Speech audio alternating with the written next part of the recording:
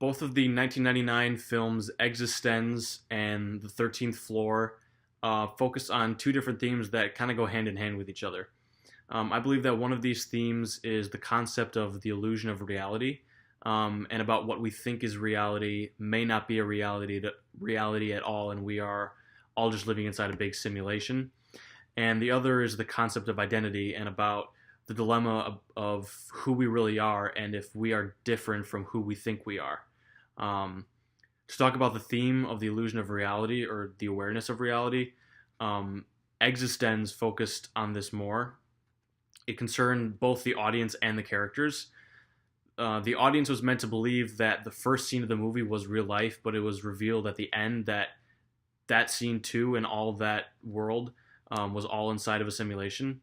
And throughout the movie, the characters were constantly questioning whether or not what they were experiencing was actually reality, because there were so many different layers to the simulation. It's meant to show that there's no proof that what we are experiencing is real life, because the movie presented a simulation as real life, and the audience ate it hook, line, and sinker. At least I did, because nothing pointed to it being a simulation, because everything and everyone did seemed normal to us and to the audience. In the 13th Floor, it's more of the same thing. At the beginning of the movie, when the audience thinks it's real life, it's actually just the same with the whole thing with Hall. It really is just a simulation, and the characters are faced with the dilemma about what it really is, or what reality is, and if what they have been experiencing their entire lives was not even reality at all and was just a simulation. The concept of identity in the movies is extremely similar to the concept of the illusion of reality as well.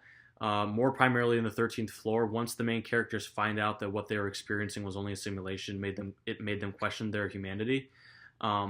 If they believed for their entire lives that they were human, and then found out that not only were they not human, but that they were also only in a simulation, what does that mean about their identity? Are they not human and just a minute part of a huge simulation? In the 13th Floor, Hall goes through a crisis because everything he thought was real was not actually real. He didn't bother looking to see if he was in a simulation because he was so sure in his mind that it wasn't. Because everything was so real to the point where he says that it can't be a simulation because he would know if it was.